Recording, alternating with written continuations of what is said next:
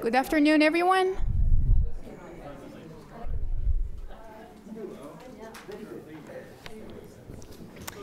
Okay, it's already 1:15, and I think we need to start our panel right away.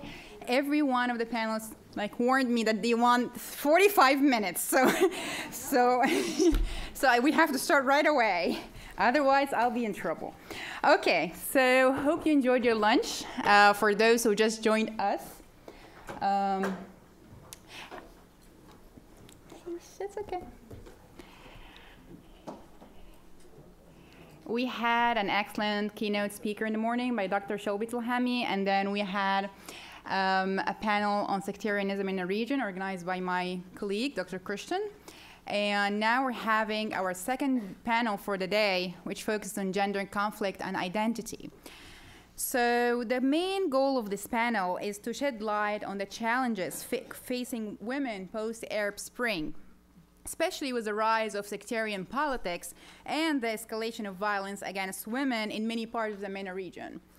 So our first speaker is going to be Dr. Mai Sekali. Dr. Sekali is an associate professor at Wayne State University. Her research focuses on gender, democratic transitions, as well as the social history of the MENA region, with concentration on Palestine and the Gulf states. Her most recent book, The Silent Revolution, which I really enjoyed, it's on the Arab Spring and the Gulf states, and which Dr. Toby actually contributed a chapter in as well, addresses the exceptionalism of the Gulf states and the factors contributing to the resilience amid the turbulent waves of change sweeping the region over the past few years. And she also published extensively on women in the Gulf and the challenges they face post-Arab Spring, especially in Bahrain. And she will be presenting to us today her most recent research on the topic. I think this is based mostly on the report you wrote for the European Parliament, yeah? Okay, and yes, and other sources too. Our second panelist today is Dr. Maria Holt, and she's a reader in politics in the Department of Politics and International Relations at Westminster. Her research focuses on women and conflict in the MENA region, the impact of violence on Arab women, and the influence of Islam on shaping women's political activities, and especially post-Arab Spring. And her most recent book, Women and Conflict in the Middle East, a must-read. It deals with the challenges facing the Palestinian refugee women in Lebanon. And in my opinion, this book offers one of the most vivid narratives of the experiences of the Palestinian women in the refugee camps in Lebanon. Dr. Holt, she did a great job contextualizing, because we heard a lot about the idea of contextualizing today. So she actually did a great job contextualizing the concepts of violence and women's agency in conflict areas. She will be presenting to us today her most recent research on the notion of sacrifice among Palestinian women living under the Israeli occupation in Lebanon. Under Israeli occupation and in exile in Lebanon. So no Israeli occupation. Okay, so last but not least, our third participant is Dr. Shireen Hafiz. Dr. Hafiz is an associate professor at the University of California, Riverside. Her research focuses on understanding the dynamics of women's activism and agency in Muslim-majority countries. She has written extensively on women's Islamic activism in Egypt, a fellow Egyptian, and her most recent book, An Islam of Her Own, Reconsidering Religion and Secularism in Women's Islamic Movements, examines the relationship between secular feminism and religion in post-colonial societies, with a special focus on Egypt. She will be presenting to us today her most recent research on the dynamics of women's Islamic social reform in post-revolutionary Egypt. Okay, so I just want to prepare you that in contrast to the culture of misery that dominated Western discourse and scholarship on gender in the Middle East, what you're about to hear now, a very unique perspective, fresh perspective on women's especially post-Arab Spring, amid violent waves of violence and political turmoil. These prominent scholars will present their most recent research findings that redefine the dynamics of resistance, self-assertion, power, agency, and violence too for Arab women across the MENA region. Please join me in welcoming our panel.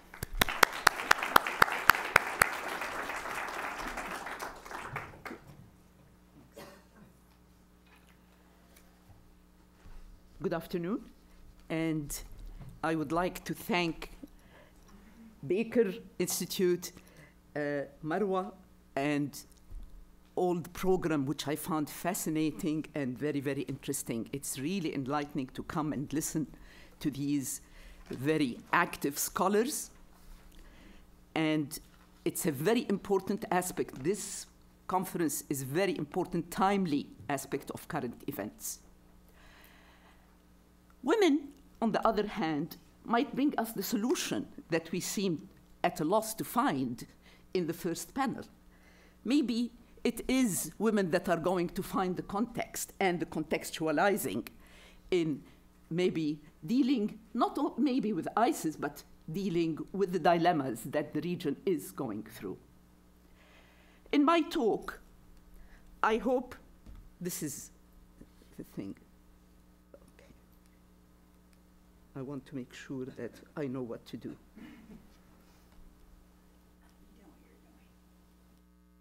But I want the next one. I know what I'm doing. Well, I'm going to talk about... Kevin. Yeah. Kevin. Yeah. I'm going to talk about women in the whole Gulf, and then I will try to contextualize things more particularly about Bahrain, because I think their issues and events are so more intense, things come out more clearly, and we can really read what is going on. Okay? Okay. Just a moment, let me see. Kevin, where are you? Okay, I think he mentioned the bottom, that bottom. This button. Kevin. I mean, this, you know. Kevin, where do I go? It's the little arrow button. Oh, this, okay. It's not, Which one, the one at the bottom? these two are going to be the ones. This, I'm going to keep. No, no, Kevin. Ah. Kevin? No, no, just, it's okay. Okay. It's okay.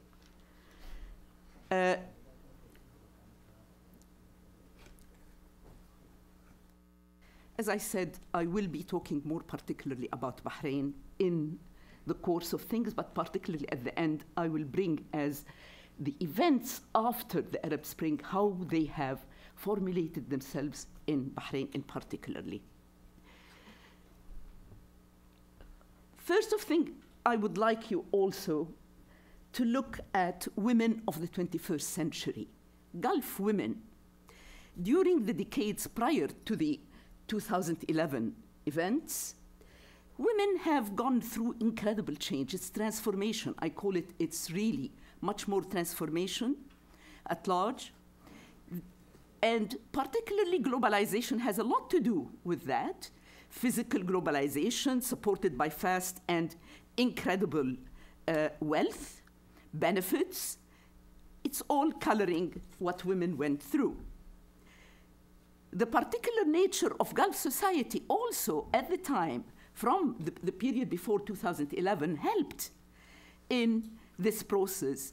Flexible, women were ready to acquire everything they could get, resilient, and very pragmatic. So we have economic and political influence at a global level that brought women to the limelight, which I will show and talk.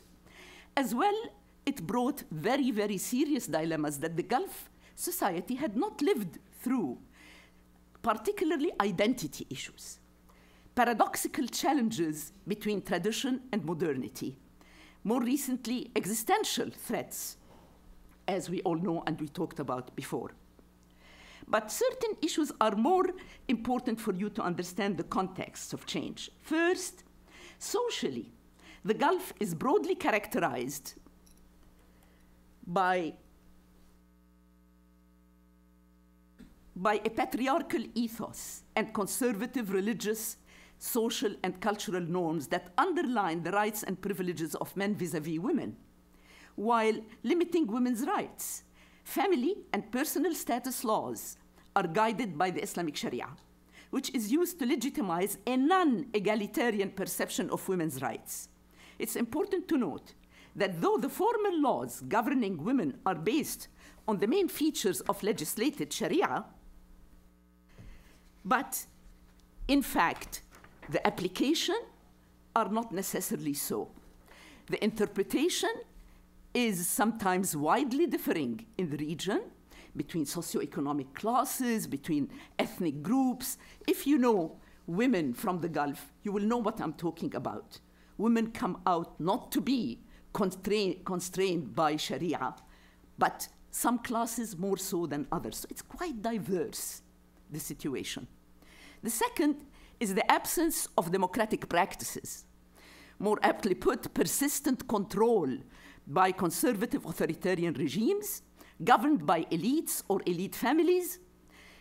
And at the same time, even though there is wealth with these elite, poverty exists. And it is there in many of the regions, some less than others. I found it difficult finding it in Qatar, but I find it very easily in Bahrain. In fact, I lived among the villages, and there is poverty. Another aspect is the historical thing that I just mentioned in the previous panel, the historical trajectory before what has gone on.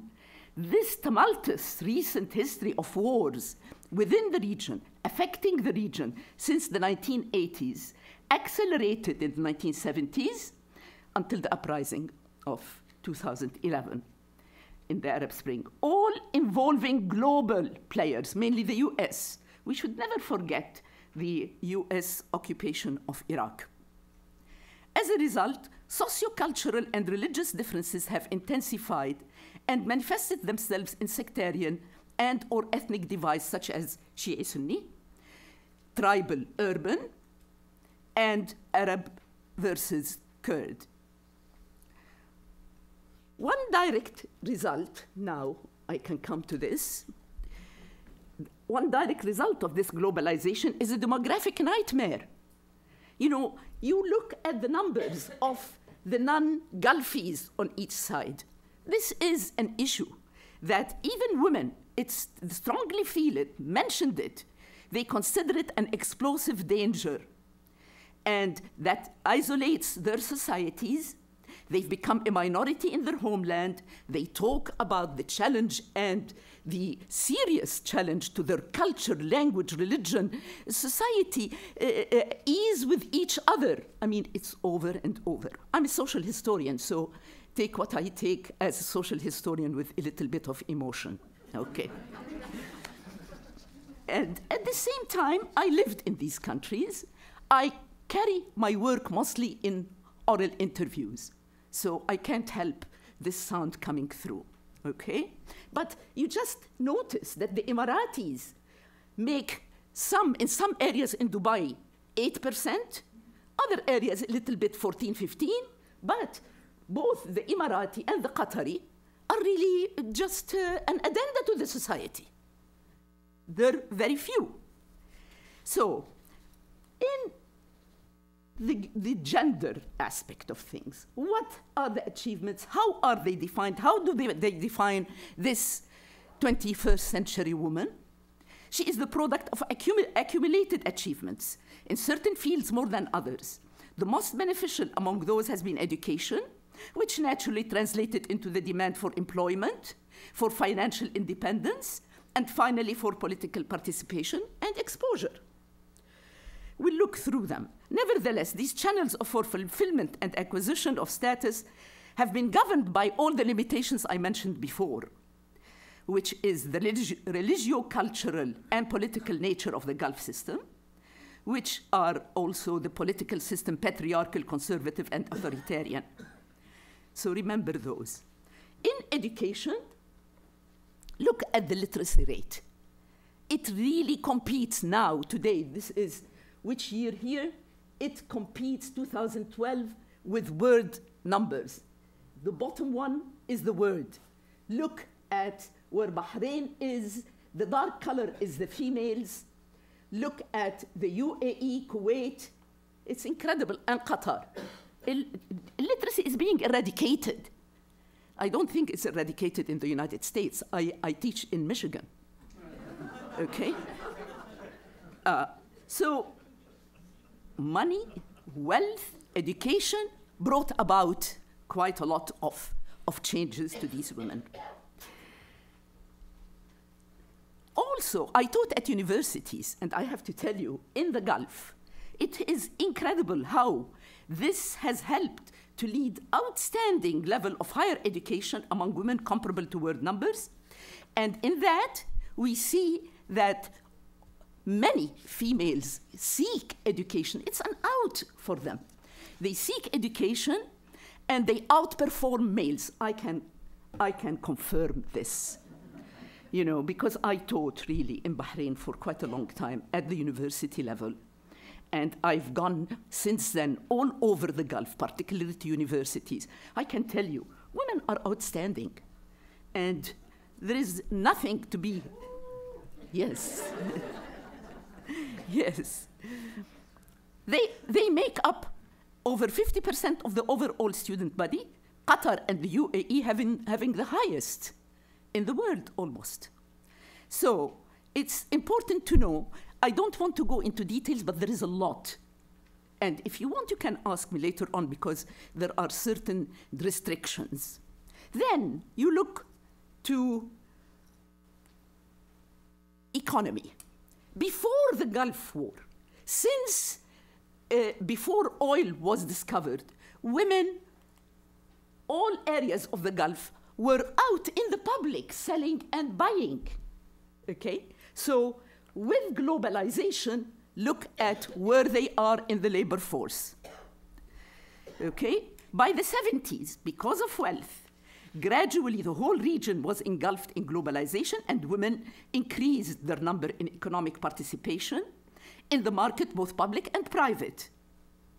So by the year 2000, you will see that between UAE and Qatar, Kuwait, and Bahrain, the workforce nearly doubled and tripled in the UAE and Oman. These are the numbers. I cannot go through each one of them. I want you to note the ones that you feel you want to go over again, okay? But we also notice, in spite of all this, look at conservative societies. The gender gap is very high, okay? Look at Bahrain, where they need work. It's not that they don't, okay? Qatar, 1.85, it's better. Qatar and Kuwait are the best, but all the others are much higher. Unfortunately, these tables are taken from a report I have just finished for the European Parliament, and it includes other countries, but that's more information for you, okay? So generally, women are attracted to government positions because it's more secure. It gives them, you know, it's more hospitable as work conditions. But if you want also, we can elaborate. As a result, the whole region, particularly Bahrain and Kuwait families, have started to rely on women's financial support. Women have thus gained more say in the family and in establishing rights, okay? Often very conscious by women to demand, okay, I mean, we are supporting you, but I can go out at night without being chaperoned. I can, certain areas, I can drive the car, and so on. Also, government efforts to reduce dependence on foreign labor, Bahrainization, Qatarization, provided poorer women with openings so that they can do that. And as I said, there are poor women in the Gulf. Officially, through constitutions, women and men are equal, but women and men are supposed to receive equal payment for the same job, but this does not translate into actuality. And women's upward mobility is quite restricted, and senior positions are mainly held by men. The cultural perception that women are more emotional than men and better suited to household responsibilities remains a serious obstacle for ambitious women who want managerial jobs, okay? Nevertheless, the Gulf economies produced economically powerful women who control major family corporations and huge trading companies. We can see some of those here. Like the Qatar International Business Women Forum meets annually, and it's done for women. Entrepreneurials, you know. Saudi Arabia, even the story is not outward, but women are very powerful on the beneath, in the basement. Okay, so that's something else to consider. So women had corporations. On the right, this is a Bahraini woman, but I couldn't put all the women, there are so many, okay? By 2011, women had become very visible participants, sometimes adversaries in the public sphere. Society as a whole has come to recognize and implicitly accept women's rights to be on the scene, and by then there was clear inching towards more substantial formal recognition. All this had had social repercussions. Some of the repercussions, it has delayed marriage. And look at the chart, which is very good. They are in now, many Gulf women don't accept to marry except in the mid-20s and above. Bahrain, it's the color, I don't know if you understand it, but all over it has evolved from 1981 to 2011, okay? And basically, also social norms have changed accordingly, where cousin and arranged marriages are much less, and romance has become part of the scene. So it was very interesting. When I was there, I was trying to help my students to do it, to go a little bit differently, and they found different ways, which we can talk about. But also, strong trends of divorce have resulted. Qatar, the wealthiest, is the highest. And as you notice here, look at Qatar.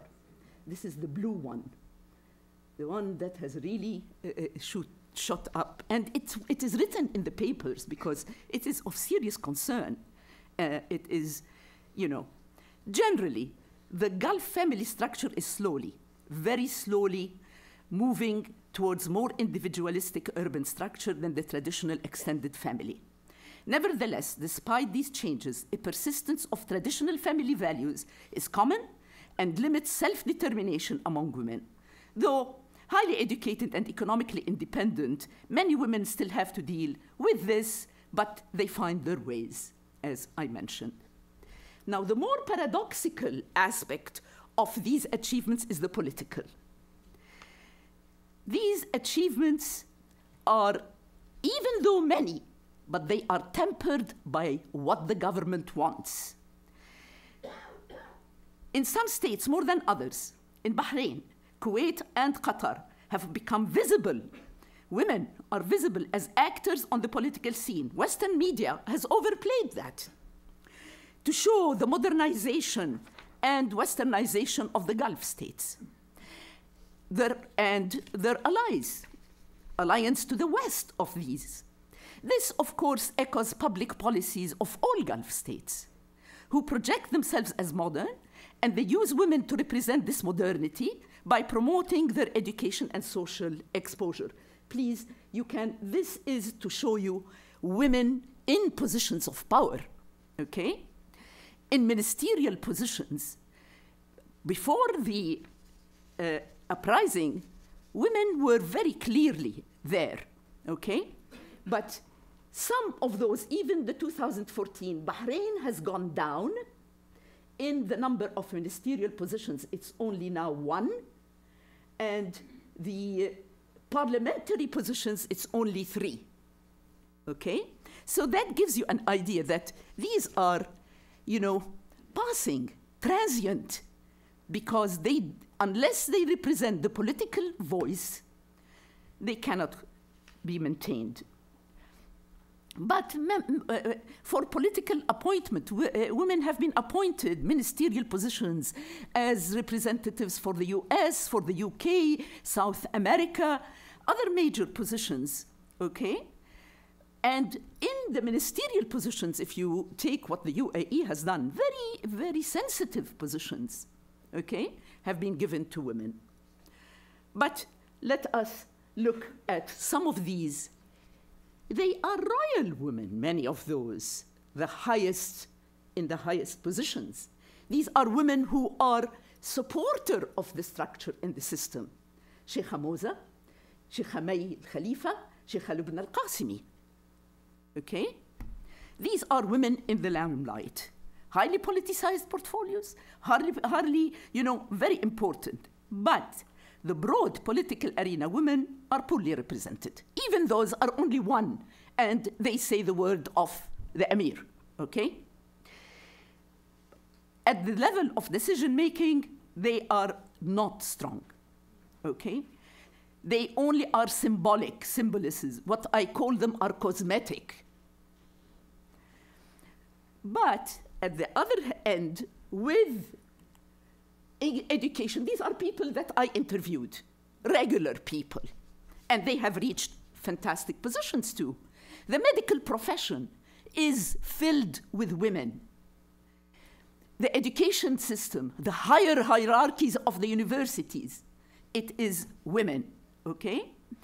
So women did find their way, even not the royal family. They did find a chance to reach. And these women challenge and compete. I mean, the lawyers that I met, I interviewed a lot in various areas, are very vocal, very clear on feminist issues. And they fight for women in their countries, okay? One would conclude then that these women were inching towards confirmation of their status and their rights. From these achievements, we would conclude that even if genuine rights were still deficient, at least women were there in the public eye and TV screen. Altogether, one should see that this is a positive act. Altogether, women were becoming aware or triggering awareness of women as significant, productive members of society with rights and needs, particularly needs for laws to protect them against violence, against domestic violence and otherwise. Basically, many of these activist women believe that the CEDAW should be fully applied, which is not. The Convention on the United Nations Convention on Elimination of all forms of violence. Yeah, but I thought you were looking as though you were telling me I have to stop. No. Okay. That's what you're asking. I get. Okay, the CEDAW is the Convention on Elimination of all forms of discrimination against women. I can talk about that too, because it's very interesting how it was used, in Bahrain in part. 5 minutes, okay. So women are asking for basic. And Gulf authorities view women's achievements are nice and good to show up. But when it comes to women demanding, liberal ideas, this is taboo. And they are really, and the Arab Spring, as it did happen, many women, they took place, they were out everywhere, and they were penalized. And many of their organizations, civil organizations, have been penalized. So I'm talking now about the Arab Spring.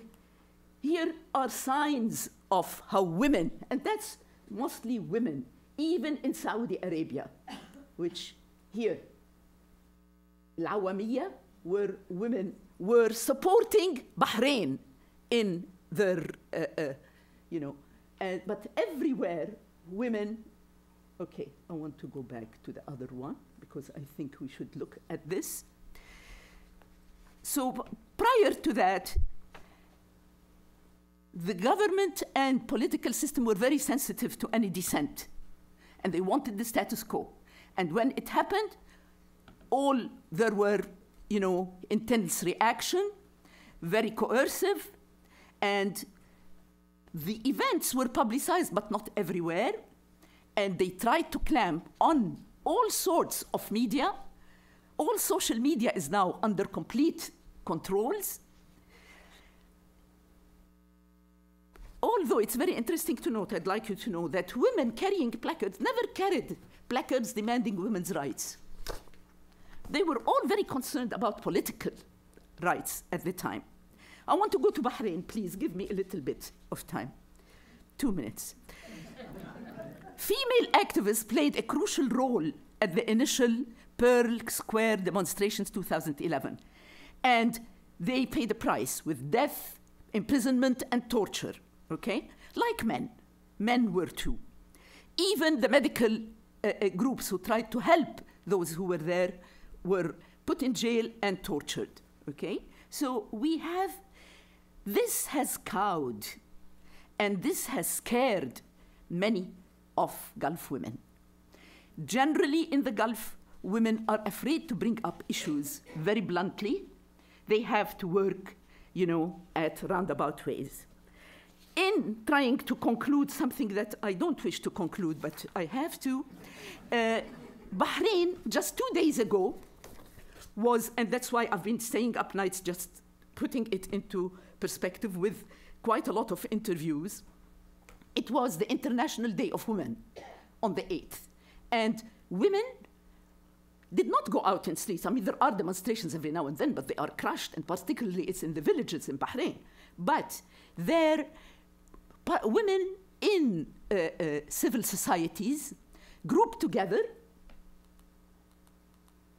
here from Al-Wasat and demanded very clearly, they said, we have a coercive government. I mean, bringing it out with fear, but saying there is discrimination. We want laws that have been languishing in the parliament since 2007 to criminalize crimes against women, violence against women.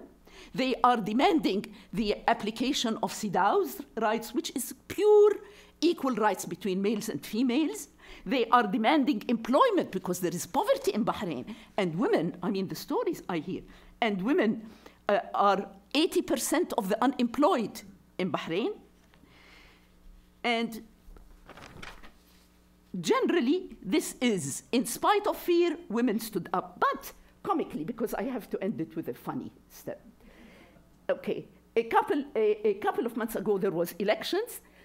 We had this guy, to show you, this is the Sunni extremist who says, okay, give me your vote, I give you a house, and the housing policy is in my pocket. This even worse. He said, we were to protect your right to multiple wives, 4 wives. Those who read Arabic will enjoy this. Thank you.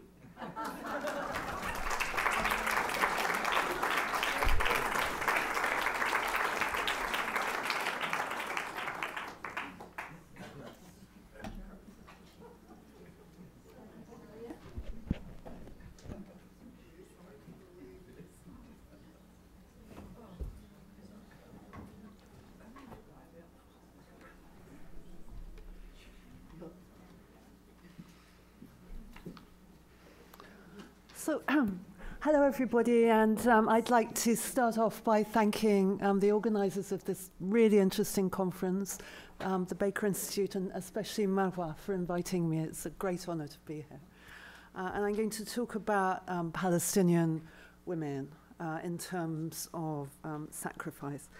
So my presentation is going to focus on the experiences of Palestinian women living under occupation in the West Bank and Gaza Strip, and also in exile in Lebanon. And I want to consider their experiences in terms of what I'm calling a commentary on sacrifice and how narratives of sacrifice shape women's lives in these areas and affect the choices they make. And it's based on my own research in these areas, which reveals that women who sacrifice themselves, even violently and deliberately, tend to be quite widely admired within the broader community for their nationalist beliefs. As René Girard states, the sacrifice serves to protect the entire community from its own violence. So the concept of sacrifice obviously is quite complicated. It takes many forms. And in this paper, with reference to Palestinian women, I want to explore various elements of it. First of all, inadvertent sacrifice, the role of the victim or resistor, and also deliberate sacrifice as a way of protecting the community, in Girard's words. So this is the notion of patriotic sacrifice and the deep sense of indebtedness to those who died for the homeland. We tend to identify these sorts of acts usually as male, but I think we need to reconsider those sorts of assumptions. The notion of sacrifice, as Girard suggests, is closely linked to practices of violence. By considering sacrifice as a motivating factor, I'm hoping to kind of try and think about the Palestinian struggle in a kind of different way, and particularly focusing on the role of women as sacrificing agents. So the components of what I want to talk about today are, first of all, narrative, the stories that individuals and communities tell each other, tell about each other, and tell it to the outside world to preserve their identity and to remind us of their suffering. Second, the nation, an abstract, or in Benedict Anderson's terminology, an imagined community, which is often expressed through masculine notions of patriotic sacrifice and struggle. The third element is violence, which is an ongoing theme which weaves its way through Palestinian history. And the final element, of course, is women, who are the subjects of my own research, and the ways in which their action or their lack of action strengthens communal cohesion. So the argument that I want to make is that although the practice of patriotic sacrifice and protection of the nation or the community is usually defined as male, in the Palestinian case, women have at least partially transcended these gendered categories, and they are providing an example of the equality of sacrifice. Violence is generally associated with disempowerment and humiliation. But in this case, I want to argue that it contributed, although not necessarily positively, to the creation of a new model of female national subject. Obviously, I don't want to romanticize the Palestinian woman as uniquely emancipated. I don't think that's the case. But I do want to suggest that what women have done through voluntary and involuntary means is to assume the burden of a shared communal undertaking. So to contextualize the argument, I want to start with a brief discussion of nationalism and the ways in which it excludes or objectifies women. Modern nationalism, as Zerubbabel suggests, is intimately linked to the ethos of patriotic sacrifice. Individuals' readiness to die for their nation is a social and moral act that defies their instinct for personal survival in the name of the future of the collectivity. But of course, the nation is not gender neutral. Nationalist ideology symbolizes the nation as a woman, and it is the symbolic body of the woman motherland that the male citizen soldier must protect against violation, penetration, conquest. Gender difference is emphasized, and the male soldier held responsible for protecting the female body from violation.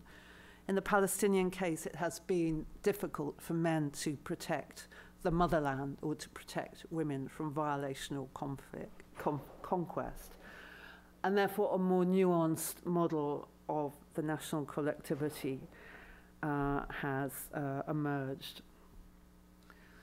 So I think the nationalist impulse can only be effective if it is able to construct compelling narrative, one to which individuals can relate and can pledge their loyalty. As Jill Steens argues, necessary in the process of establishing a sense of identification with the nation was the telling of a particular story about the nation and its history. However, because the discourse of nationalism is gendered, we need to explore further the significance of gendered symbolism and the imagery which is employed in storytelling about the nation. Silverstein and MacDeasy suggest that memory and the narration of memory play important roles in the construction of national and post-national consciousness. However, through their subjugation, women have been deprived of the right to narrate. The stories that women tell are not the same as men's. So while men's stories tend to rely on the language of heroism and sacrifice, women's are more, they refer to anecdote, humor, the details of everyday life. I'm also heeding the advice of Amal Amira, who warns against perpetuating deep-rooted assumptions about Arab women and their culture. And I think that such stereotypes are thrown into question by the complex reality of Palestinian women's lived experiences. So violence, broadly defined, is the second theme of this paper. During periods of conflict or heightened tension, there tends to be an increase in the militarization of society. This is accompanied by divisive shifts in discourse intended to boost national patriotism, but which often have the effect of re-emphasizing patriarchal familial ideology.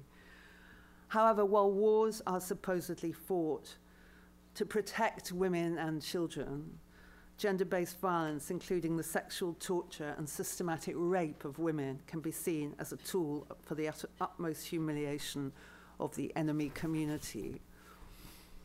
So how can these pressures on women, at once protected and victimized, be reconciled with their demands for parity within the ethos of patriotic sacrifice? In Arab societies, male dominance has been identified as the root cause of violence against women. Hamoud argues that acts of domestic violence should not be seen in isolation, but instead should be understood as part of a larger social culture that discriminates against women. In other words, the blame for violence against women lies not only with the perpetrators, but more generally with social and cultural attitudes that oppress women. These attitudes lead to a reassertion of patriarchal controls over women's ability to tell their own story of the nation. Thus, women are subjected not only to the violence of conflict, but also to the threat of harm and silencing within their own homes and communities. So I'll turn next to the concept of sacrifice, and particularly how it's enacted in the Palestinian case. At the height of the civil rights movement in the US, Martin Luther King observed that the goal of justice requires sacrifice, suffering, and struggle. As we saw on September 11, 2001, the sacrificial violence and victimhood were shared not only by the thousands of victims and survivors of the World Trade Center and Pentagon attacks, but also by the young terrorists and their family members who were readily, even eagerly, offered up, given up, sacrificed, that is, by their own religious and political leaders. In Girard's analysis, this type of sacrificial violence uses a surrogate victim to resolve terrible, unbearable conflicts and collective anxieties. The collectivity believes that self-sacrifice is the only way. It is a patriotic act that strengthens and sustains the larger community. This is the root of Palestinian self-sacrifice and the notion of martyrdom. Julie Petit has written about the enactment of masculinity by Palestinian boys and young men, subjected to various forms of brutal treatment by Israelis in the West Bank. displaying physical marks of violence that one is usually powerless to avoid, she argues, stands as a commentary on sacrifice. They resonate with the honor that comes from resisting. Women participate in this ritual in various ways. As mothers, they are a collective moral representation of a community, testifying to the abusive nature of an occupation, and on occasion as victims themselves, as beatings, arrests, and sexual threat. So to explore some of these ideas a little more closely, I'm going to now focus on the experiences of Palestinian women in the occupied territory and in the diaspora, and their struggle for self-determination.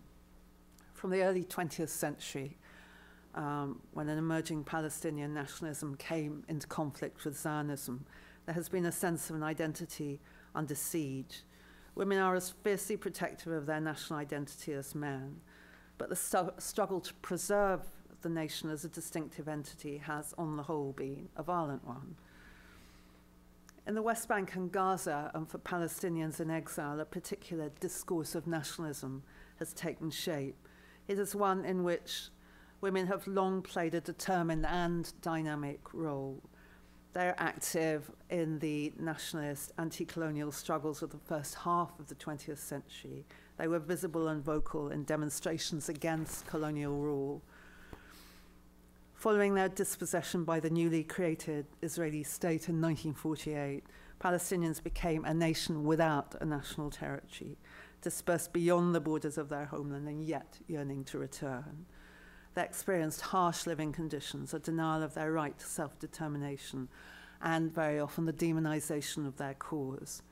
With the Israeli occupation of the West Bank and Gaza Strip in 1967, violence entered every corner of Palestinian life, including the home, forcing women to step out of their domestic cocoon into the unfamiliar terrain of social and political activism.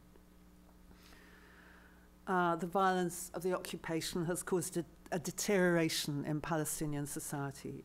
It destroys aspirations and also threatens the national story.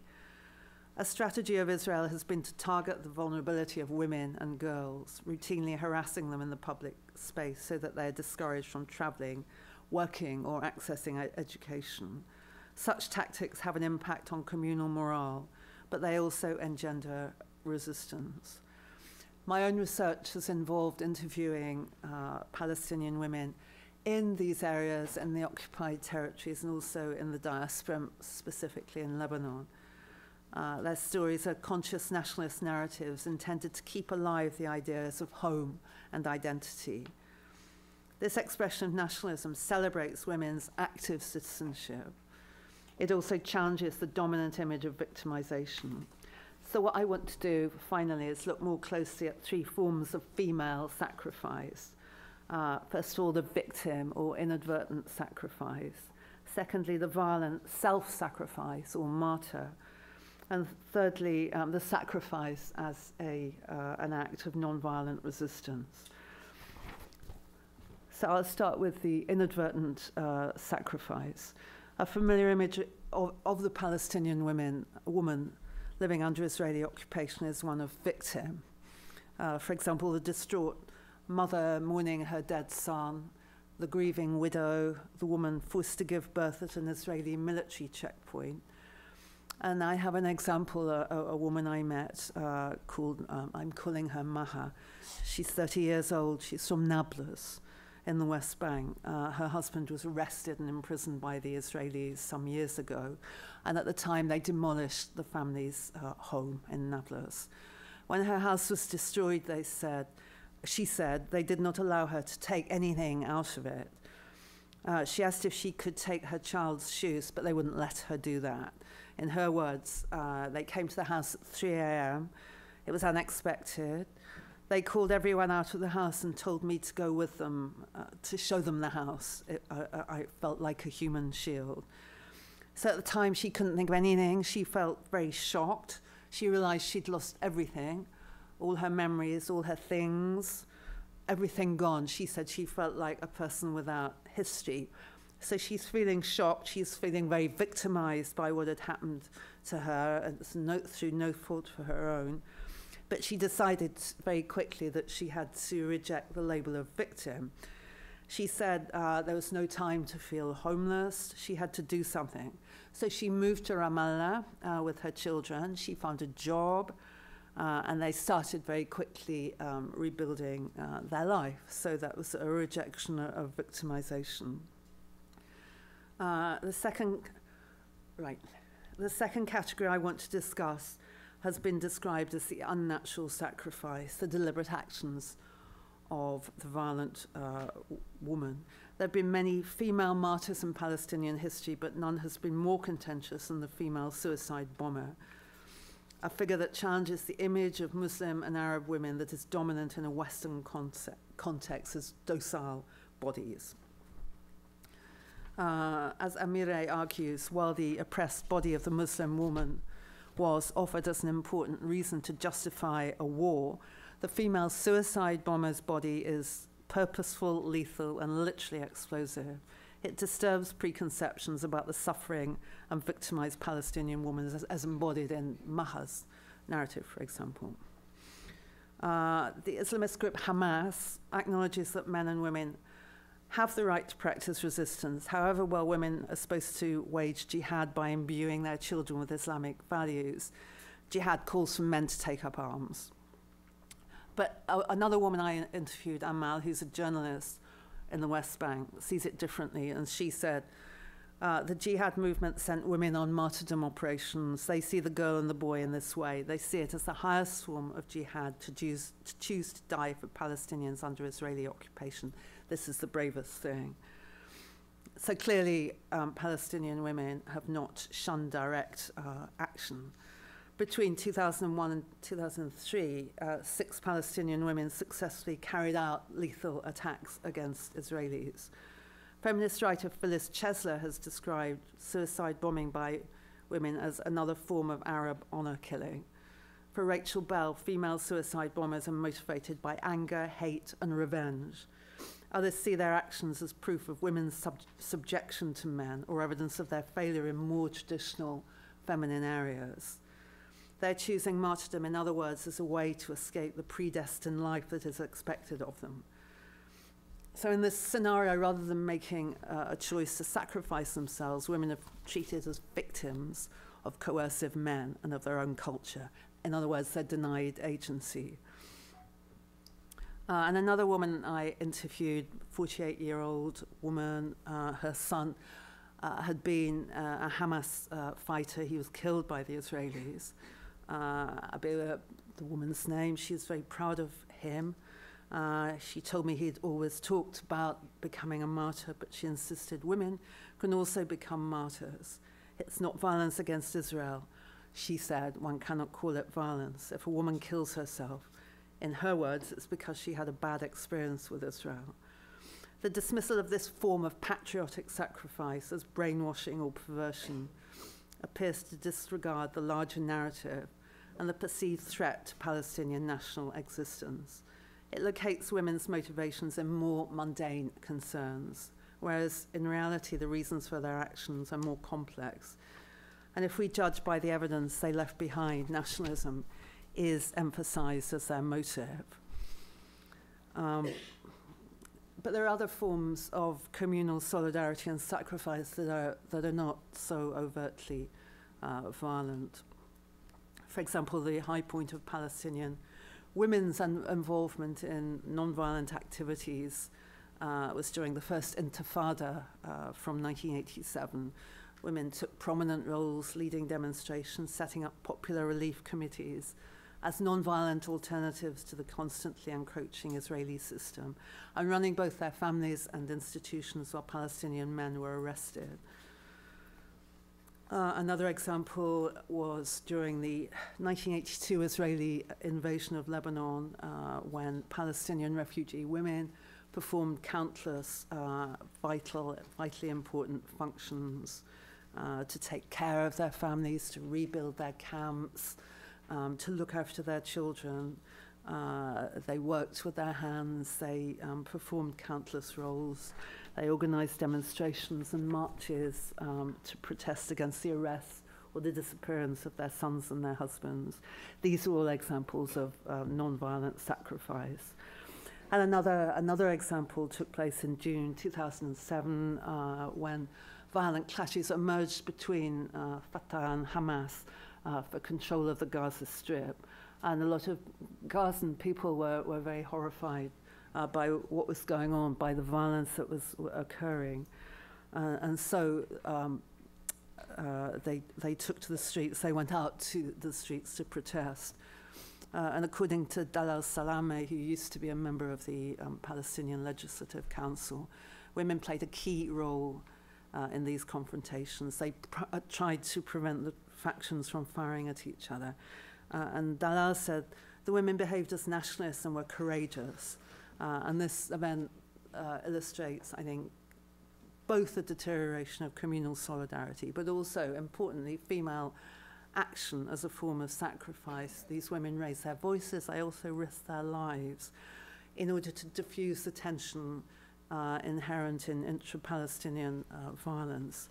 And in Girard's words, they were protecting the community from its own violence.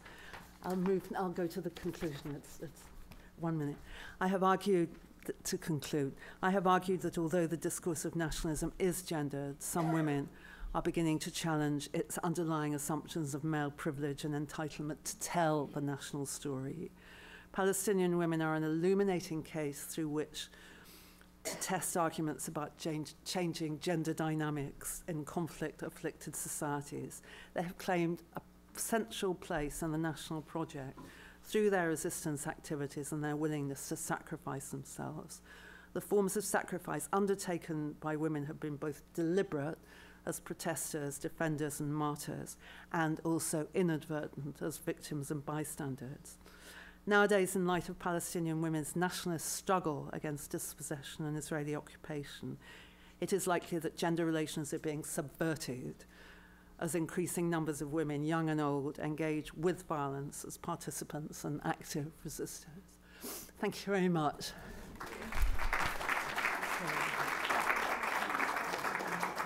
Okay, since we started at 1:15, I think we'll go till 3 instead of 2:45, just to give Dr. Shireen some time to present and open the floor for some questions too, okay?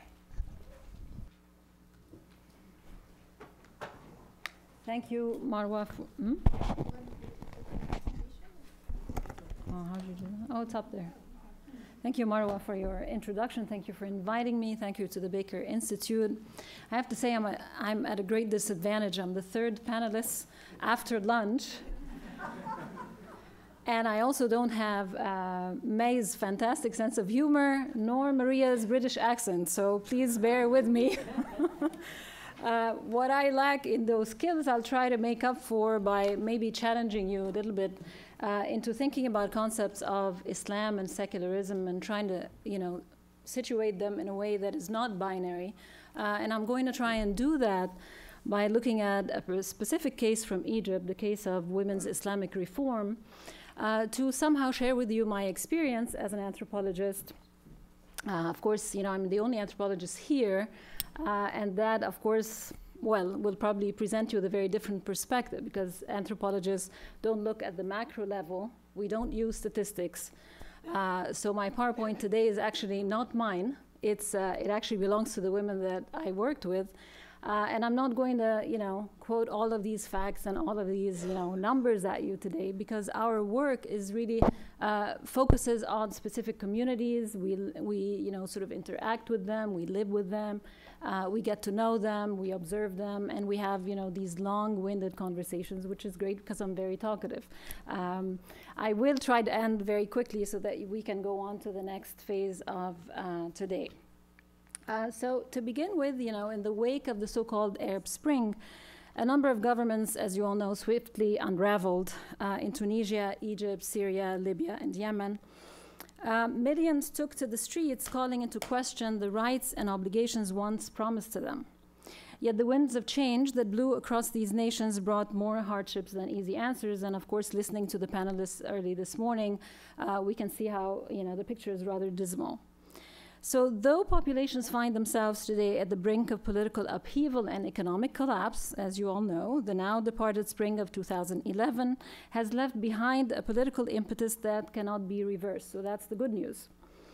Democracy and freedom, though still elusive, are within reach. To the many who were denied basic human rights and the dignity of citizens, especially women, the topic of this panel, this holds tremendous promise.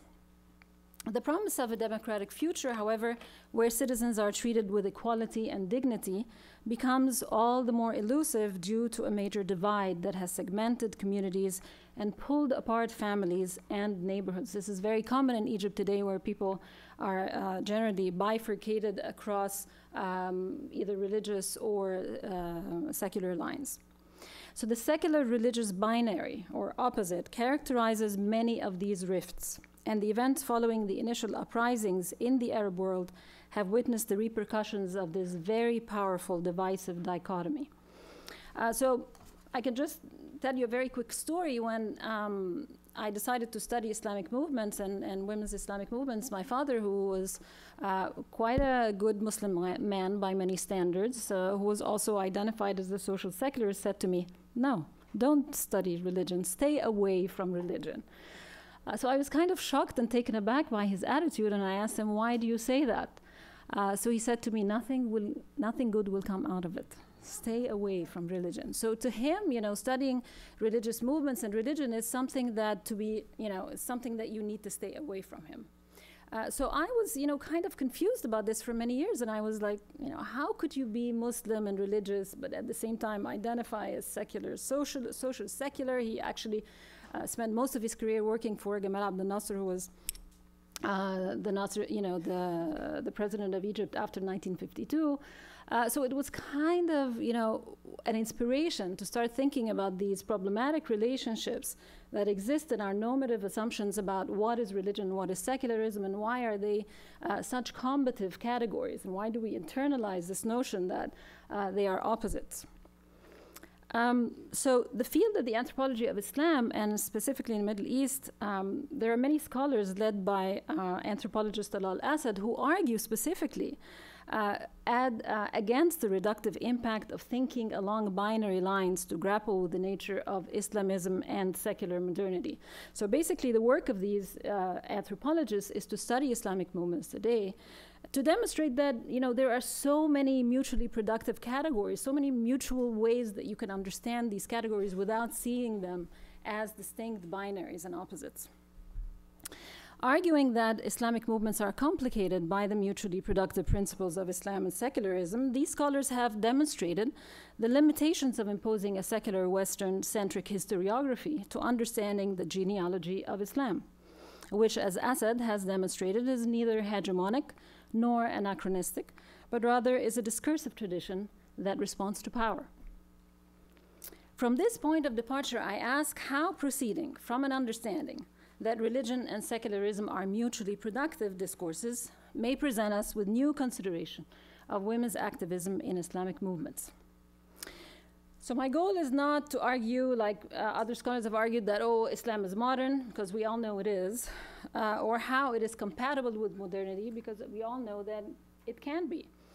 Rather, by examining women's Islamic activism in Cairo, I aim to focus on how women's Islamic activism in Egypt drives and is shaped by the processes of modernization, secularization of nationalist and colonialist histories. So in the earlier panel that we had today, for example, the question of history came up, how important it is to historicize certain political practices, certain assumptions that we have are produced by history, a very long one that goes back, to pre-colonialist and colonialist times. So an ongoing debate seems to dominate the field of gender in Muslim societies, where one camp of scholars basically sees a potential in Muslim emancipation for women. And so basically this camp sees that women can use Islam as a form of empowerment, where another only concedes to a secular feminist liberation. Underlying this divide, however, is an implicit conviction that reifies religion and secularism as two opposing entities. So obviously seeing them as two opposing entities that don't interact is a major epistemological faux pas. Consequently, this dichotomy disables an on-the-ground examination of women's subjectivities or personhood in Islamic movements and precludes a deeper analysis of their activist efforts and their projects for social change. So in my paper today, I question the implicit normative notion of a bounded religious subject. So this whole notion that, you know, we're looking at religious subjects is misleading because it really confines the way that we understand personhood. And we understand the various sources, the forces that shape subjectivity and shape personhood in any particular location. Focusing on women who engage in Islamic movements in Egypt, my analysis of their subjectivities troubled the binaries of religion, secularism, tradition, modernity, submission, emancipation, and their impact on the literature and analytical categories. The limitations of the views that basically transpose religion and secularism as two separate phenomena have dire consequences on the field of gender in Muslim societies. Because essentially, many of these agendas are unable to seriously consider the premise of their arguments, which are firmly rooted in normative conceptions of religion and secularism. So many scholars basically internalize this notion or normalize the notion that secularism is the only way to go for women's liberation. By failing to deal with the cultural and historical situatedness of these concepts, then the epistemology that's being used to view and theorize women's activism becomes then a Western-centric, basically imposed construct that denies these women a voice, denies these women any kind of recognition simply because they are operating within a category that is seen as the opposite of secularism and liberation. So by investigating the nature of women's Islamic activism and tracing its development in Egypt, my work locates the ways religion and secularism are anchored in the historical production of Islamic activism. I question the normative notion of a religious subject to demonstrate the instability of modern subjecthood and the inaccuracy of distilling a pure religious character to individuals who engage in these movements. This is precisely because the socio-political engagements and historical transformations in which they are embedded are far too varied and complex, that uniform, stable, and homogeneous subjects or persons produced by consistent religious practice seem all the more unconvincing. So studies of women and men, I suppose, in religious Islamic movements would essentially focus on these individuals simply within a religious bubble, as if they are not human beings like you and me, who have, you know, this varied life, who go to work, come home, you know, who eat and drink and who, you know, have fun and go out with friends and celebrate funerals and weddings and so on and so forth. So it's almost like a one-dimensional lens that we impose on multifaceted individuals. And basically, because we're studying the phenomena of Islamic movements, then we rationalize that, well, that's what I'm studying, so I'm going to focus on this. Well, that's, you know, quite erroneous, because then you're not situating your subject within the multifaceted, you know, events of everyday life. So what I would like to do is to, you know, jump into my fieldwork and give you just a little bit of information about what I did. So basically, I worked with women's Islamic private voluntary organizations. These are called PVOs. And these are Islamic PVOs, the ones that I focused on, and a particular organization that I focused on, I will call Al-Hilal. So as an anthropologist, I don't really get to share the real names or the real names of organizations to keep people's privacy. The network, the Al-Hilal, belongs to a much larger network of PVOs, or private voluntary organizations, that's very well established in Egypt and continues to be the driving force behind women's Islamic movement in the country. This network also extends by means of transnational links to other Islamic women's organizations in other countries, such as Syria, Lebanon, and Jordan. So this is a network that is not only located in Egypt, but is also connected to other areas. So to give you an example of how far-reaching this organization is, I recall the time when a devastating earthquake hit Pakistan in 2005. Al-Hilal, together with affiliated organizations in Cairo, sent 6 42-foot containers of relief food and clothing to Pakistan within 2 weeks of the disaster. So that is a women's organization, right, that is led by women who use Islam as a framework for social reform. Over 100 women actively work at Gamayat Al-Hilal. Specific responsibilities are assigned to a core group of activists who lead the center's activities. Designated groups of 3 to 4 activists are put in charge of religious lessons, the daycare center for young children, or the educational project for autistic children, while another group may run the kitchen or the bakery. So it's a multifaceted organization that deals with the various activities.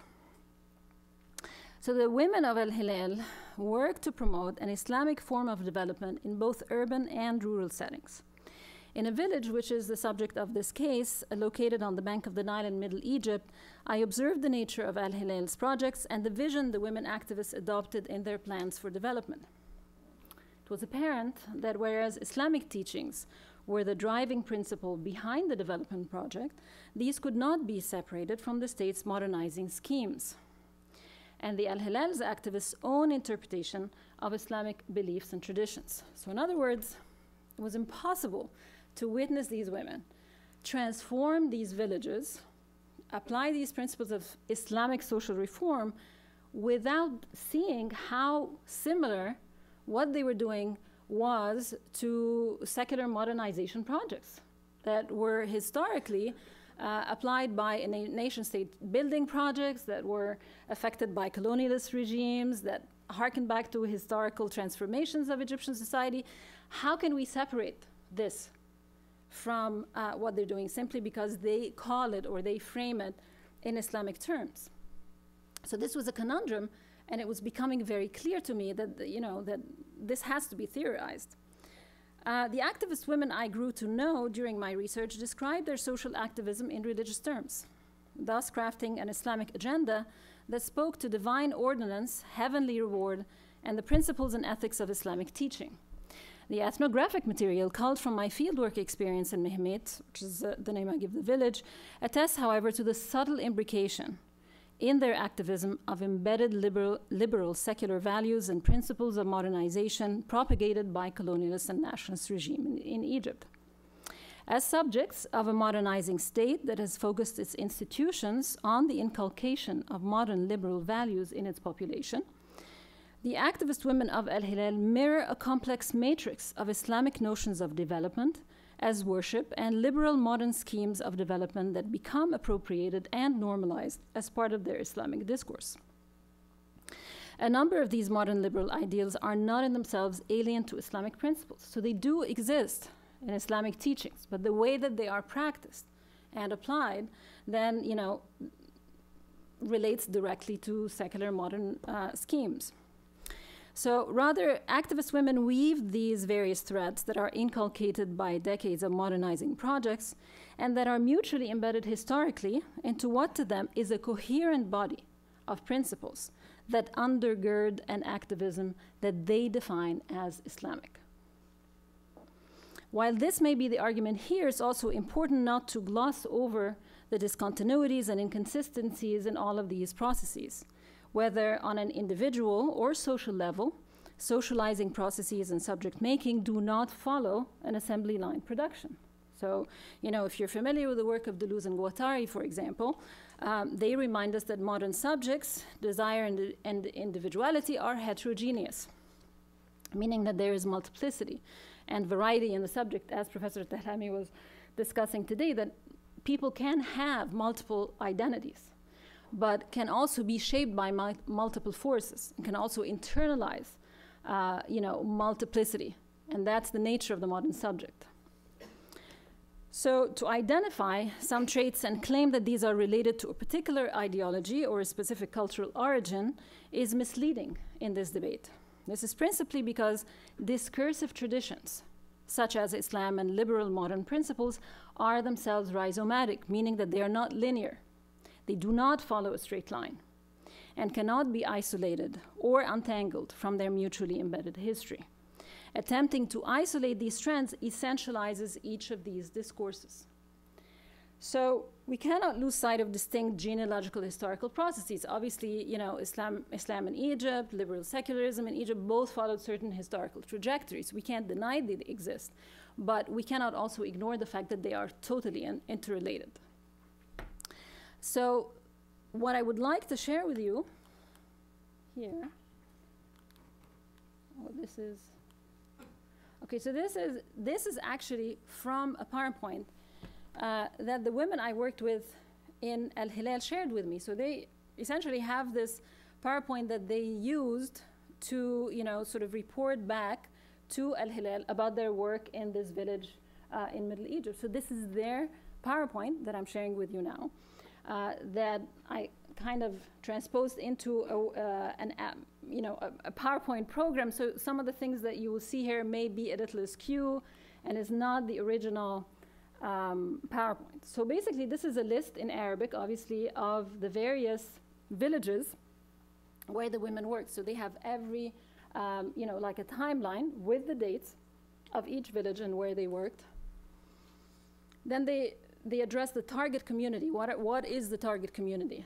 And they basically identify that as people who live under the poverty line, girls who are, you know, uneducated, who didn't have a chance to go to school, unschooled girls, you know, the elderly, young people who are, you know, interested in starting micro projects. This interesting graphic looks at their, basically, this, ooh, that really shouldn't have done that. Okay, so you right, see here, this circle, this star, this Islamic star, the word is al-tanmiya, or development. So basically, development to them starts from eradicating illiteracy, moving to raising social and you know, sort of awareness of hygiene and religion, and then to improve the standard of living and to you know, sort of augment income. So this to them, this is their vision, essentially, of the projects that they are undertaking in the villages. So you can see that the language that's being used and the way that they're setting up this, you know, sort of project is informed by, you know, social reform projects that, you know, say a liberal secular organization might use. And then how do we realize the goal? And they essentially give microcredits. They teach, you know, crafts like carpeting, so on and so forth. And then they talk about the microcredits and the various small projects. I mean, if you can read Arabic, you can see, I mean, very varied, very interesting and creative projects that young people were coming up with in the village are supported by them. Like, for example, you know, sewing projects, selling spices, you know, all kinds of little micro projects that they were helping with. And then the system of sewage that they helped, you know, establish in one of the villages. They worked with 66 homes, giving them, you know, access to sewage and to clean water. Working with the elderly was an important aspect of their work that I wish I had time to talk to you more about this, because with neoliberalism, you know, the elderly tend to find themselves, you know, at the mercy of younger children who barely have enough money to support their families. And so they were, you know, particularly concerned with the elderly. Bless you. And again, clean water was very important, because in the village, people literally have no running water. So, you know, I've been to homes where women have no water. They essentially either use water that they carry from somewhere else, or they use, you know, well water. Illiteracy classes, the carpet weaving projects. The carpet weaving projects, the profit from that project goes into the education of the girls and goes into helping them, you know, fulfill their goals and needs. And then, you know, recreational projects where they actually take these women who, you know, work in the fields all day and show them, take them to the beach. You know, they've never seen the beach. So these are simply just examples. I mean, and then, you know, they end with, and the work continues with the grace of God, and so on. So all of these projects and the way that they are sort of intertwined with liberal secular modernity, and historically with projects of nation-state building, with reform and social reform and so on, were unmistakable and very difficult to ignore. So in our view, in my view, it's very hard not to understand that the subject itself, this is all the result of multiple subjectivity or rhizomatic subjectivity, in the sense that we are individuals embedded in a matrix of various forces. We can't say, oh, okay, so this is liberal secular, I'm not going to be affected by it as I'm growing up in a government school. So people internalize many of these liberal secular views, even though they espouse an identity that is Muslim and that basically is a politicized identity today. So what I want to end with, and I hope I have a few minutes, 2 minutes, that's good. I'm actually going to need maybe one. So in post-revolutionary Egypt, the activists of Al-Hilal continue to focus on social reform projects more than ever before. Their activism seems to them to be particularly relevant today. The women activists believe that education in a country torn by divisive politics and subversive forces can enable Egyptians to be discerning political thinkers. This is why the Islamic activists of Al-Hilal decided to organize weekly classes to inform their attendees about the voting process and how to go about giving their vote. In these classes, the neighborhood women who attend were shown voting ballots and taught to fill them out. To build a democratic system that allows each individual to practice their citizenship rights like voting, individuals need to be educated and well informed, according to the activists. As more countries with Muslim-majority societies turn to Islam as a form of governance, we are yet to assess the impact on women's issues. These changes have certainly provided more opportunities for Islamist women to participate in politics than ever before. Maybe I should say different opportunities. Their growing numbers in politics is producing a new group of women who are becoming well-versed in issues of governance and systems of representation. More attention is given to women's numbers in political mobilization, and consequently, many Islamist groups find that women's role in government is now an important factor in gaining popular legitimacy. So basically, as Professor Sakli was mentioning before, they are used for show. These changes, however, are not to be taken at face value as empowering to women, because they can be interpreted as forms of indoctrination of social values and Islamizing politics at the expense of secular voices. Although some argue that Islamist politics may have a bigger impact on women's issues than Western discourse, which has proved too remote from popular classes and rural communities, or vice versa, that Islamist governments would be detrimental to women's rights. It is difficult, as this paper has demonstrated, to make such sweeping assumptions without regard to the specific historicity and sociocultural context of the imbricated discourses of these processes. So thanks for your attention. I'm glad that you held your own. Okay, so we have 20 minutes for your questions.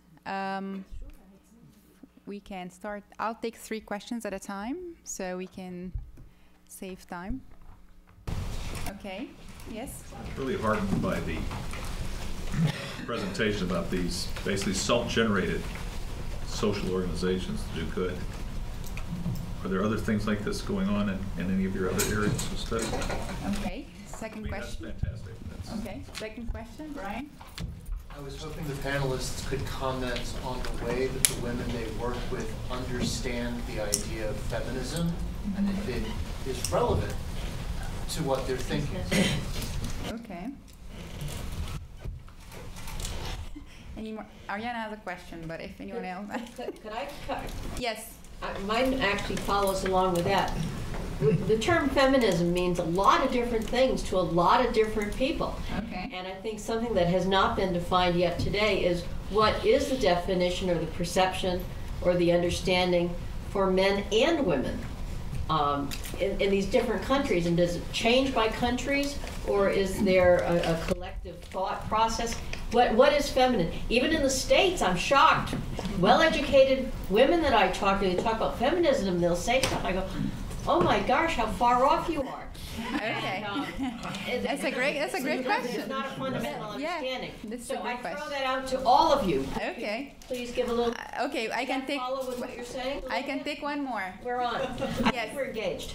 Yes, I mean, 2 of the speakers talked about areas, Palestine and Egypt, that were, you know, have a number of faith traditions, and talked about Bahrain, which is tolerant of several. Since explicitly or implicitly we're talking about women in Islam, is the practice of or women's life in Islam different in the settings that are have a number of faith traditions than those that are more Islam only? Okay. So I want to, Shireen, can you address the question on the idea of feminism? Because I think it's, you talked a lot about this in your paper, and this Dr. Sekali can deal with the question that was asked about social reforms in different contexts. And Dr. Maria Holt can comment on his question on the practice of faith in different contexts. Is it the same if you have multi religions or multi faith in a community? Is it different or not? The question of the gentleman there. Okay, Shireen. So let me just first start by asking you, what do you think feminism is? It's many things. I wonder what the women you worked with think it might be for them.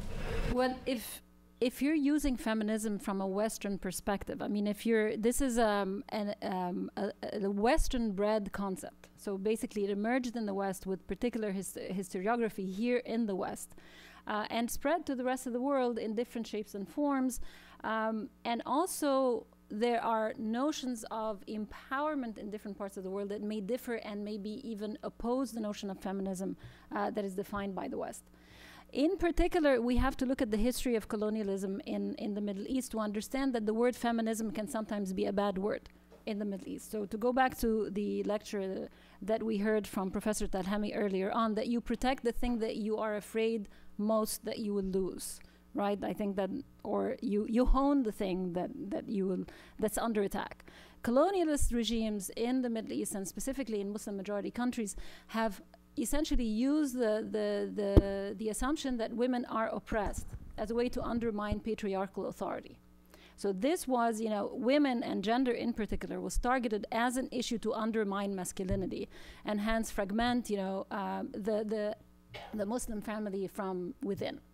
And so the term, liberation, the term feminism, from a Western perspective, has often been linked to colonialism and Western intervention and the loss of family life and traditions and customs. Much the same way as if you, talk to someone who's a conservative American and say, what do you think of feminism? They will tell you, I believe in family values, as if feminism undermines family values.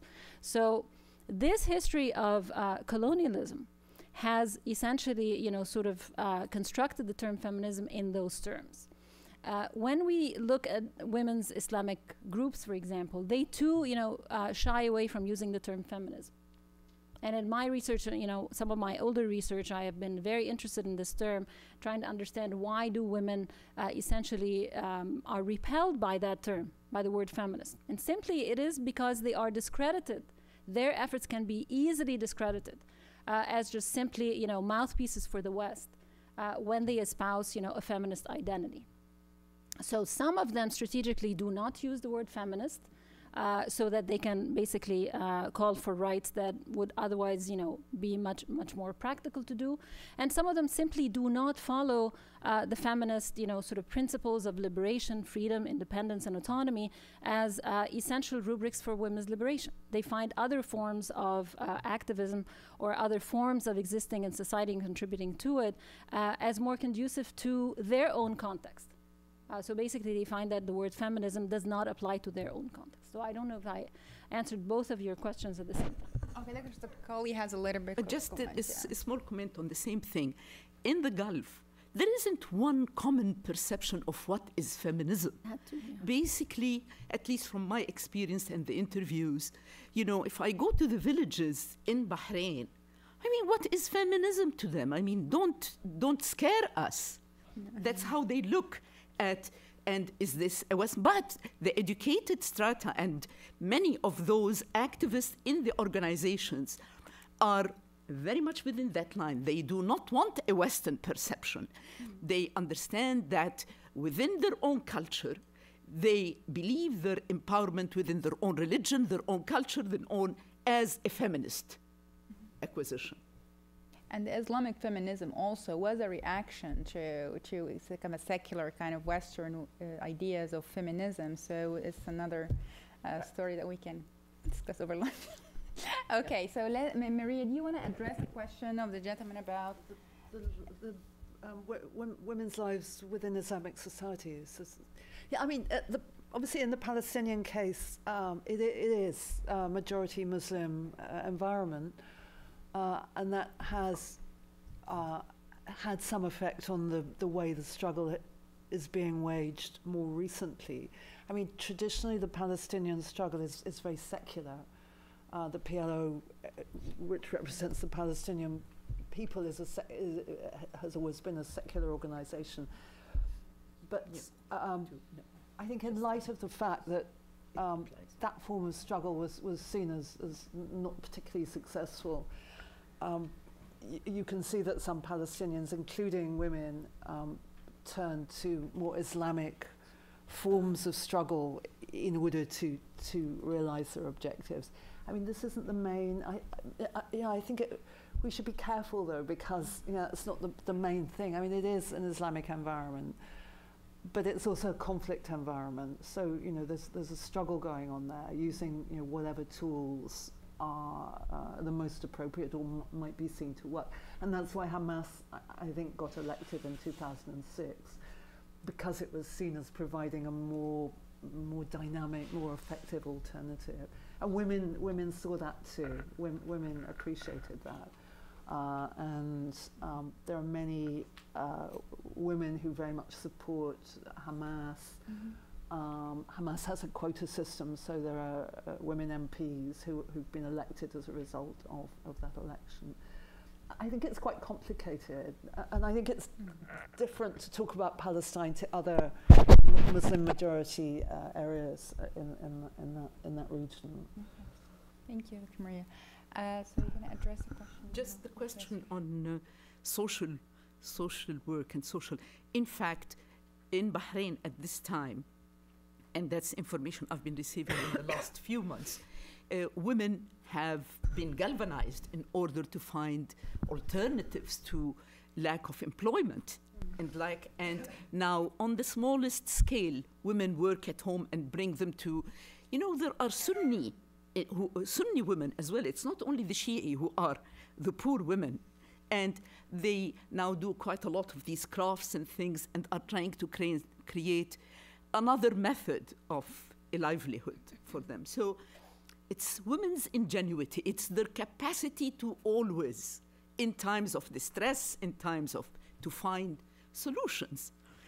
In the Gulf, wealth, with weather, whatever it is, women are poor and women are looking for solutions. So I think same idea of what I mean. Okay, I can take one more round of questions. Dr. Kalhami? Yes, thanks. I really enjoyed the presentations. I was interested in the data that you might presented on the employment of women. And first of all, I thought the numbers for men employment were way too high. I wonder where this data came from. But United Nations. Okay, it's strangely high, like 90-some% of Saudi Arabia for male. That sounds higher than what the normal. In fact, it is particularly labor is from the ILO. Okay, but separate from that, that's not really the question. The question is on the women side, because I happen to think that the path to women independence and a voice in the all over the world, but especially in the Middle East, is actually earning wages, meaning employment in the workplace where you earn pay. That's the path. It's the proven path to women empowerment all over the world. And in my polling, I asked questions about the degree to which people are open to women working outside the home. And the plurality across the board, including in Saudi Arabia, say they support women working outside the home when economically needed, but not always. That's sort of the largest percentage. We only have about maybe quarter principled opposition to women working outside the home. The data that you showed that in Qatar and the UAE and Kuwait, you have roughly half of the women employed, which is pretty impressive actually. But in Saudi Arabia, only 19%. And this despite the fact that you have the women rate of college education is now surpassing the men. So did you see the trends, particularly in Saudi Arabia? Have you looked at trends? Are they getting jobs, or why aren't they getting jobs? Why are the opportunities so limited for women in Saudi Arabia? Dr. Shekhar, are you going to take a couple of questions and then you can answer? Okay, thank you. Hi, Ariane. This is also for Dr. Segali. It's about the percentage of non-nationals in the various Gulf countries you shared with us. It's my understanding that those are predominantly male non-national populations. And if that is the case, if you could speak a little bit to the effect that that has on national women's experiences, both ability to enter the workforce and with issues of discrimination, which you brought up as well. Okay, Savita. I think building off these two questions about employment for Dr. Segali is one, but maybe for the others, I'll try and tailor it in a way that maybe others can answer as well. I was wondering particularly about the Gulf, but elsewhere as well. How do women break out of this mold of historically being represented in fields such as education and health, and being able to find a way to pursue sort of economic and by that nature political involvement in other fields and other industries, and what are some of the barriers towards that in different regions, if you could talk about it. Okay, go ahead. Okay. Concerning the Saudi scene, in fact, I am sure from, and that's not from formal information, but from what I know, that there is a lot of, first of all, hidden employment, or that is not reported. Women are highly educated, and many of them have private businesses that are not completely known or reported. As I understand it, as I told it, it's in the, in the background there, but people don't know. Women are, those who we know about are the ones that the government put out, whether they have involved them in the shura, whether they involve them.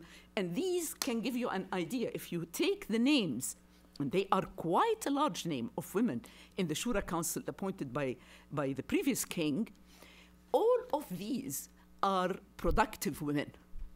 And like some of the Sunnis in the eastern region who women are running hospitals and others. So there is definitely, and there's going to come a time when this cannot go on like that. They cannot remain in the basement, somewhere or another.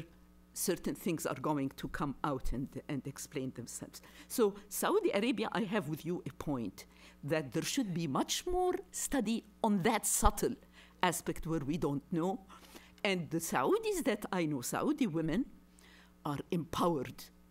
Look at the story of the driving women. They get imprisoned and still come out and go on Twitter and don't stop. So that should give you an idea of the power of women, that, they have gotten a taste of this sort of thing, and with an international atmosphere that is permitting it. And I personally feel that we are at a juncture at this moment. I don't know, because of certain political things happening on, like now, Iran is being wooed. There isn't, it's not going to continue in the same way. This Jordanian visit to Iran is not done with the instigation of the Jordanian king. It is maybe done with the American king, So we don't know exactly all the repercussions. All of these, in the long run, will have repercussions on Bahrain, of maybe to lessen this tightening, and therefore women will also be affected. I don't know. This is my personal hallucinations. So possibly. But I do feel that we are at a changing point, and Saudi women are key. And if there is anything to study, is to study Saudi women. But how far can you go? you know, even the ones that I talk to cannot give you numbers, don't know each other, don't know too many things. That's, I hope. Yeah, we have another question about the percentage of the non-nationals. Yeah. Now, the issue of the non-nationals is a big issue. The non-national, it is true, it's a very, very huge percentage more. Like you take Qatar, it would be 90% are males and the rest are females doing domestic service because they are building all these stupid stadiums, okay, in Qatar. But all over the Gulf area, it's not so. There is maybe 40% are females, and many of them are even in factory work. Like I know who were Bangladeshis were being brought and others in order to do textile. And that were being, I mean, I found it strange. I'd buy something and find made in Bahrain or made in, you know. So you were asking, they do. I mean, I have to tell you that there is a huge resentment by the Shi'i women, particularly on these expatriates, to the point that there has been attacks on expatriates because they feel they take their bread, okay? And normal in these situations, but it is there, okay? Bahrainization, Qatarization, these are big talks, but how much do they bring in? That's another story. You see, because the politics, the way I've come to understand the Gulf, you go to the king and his family and the fights within them and its power from there. There, it explains to you in the simplest forms the other thing. There is another question on employment. Yeah, employment, yeah. Forgot what it was. Savita, she asked you about the barriers to women's employment in the Gulf. There are many barriers. There are religious barriers. There are families who do not permit their girls to work after 8 at night or 9. In fact, there is a government law in Bahrain, but you know it's not always applied. These are things that, and this is one of the objections in the CEDAW. You cannot limit the mobility of women. There are jobs, like in the medical profession, it's all at night. And there are limitations. There are areas that are very conservative, do not permit their girls to work. And they try to work from home, but it's not as easy. So I don't know how they can break this barrier until there is enough food to feed everybody. There is enough jobs for everybody when the males are satiated with work, okay?